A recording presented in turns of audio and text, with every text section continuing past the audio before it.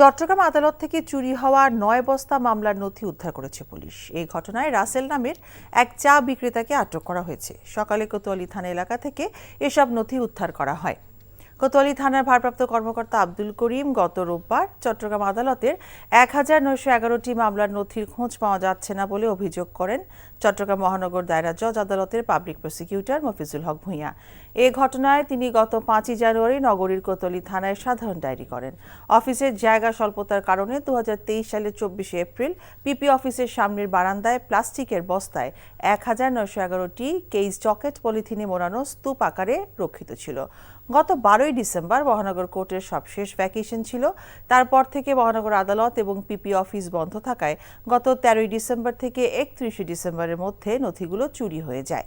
পরে সিসিটিভির ফুটেজে শনাক্তের মাধ্যমে আসামি গ্রেফতার করে বলে জানায় পুলিশ।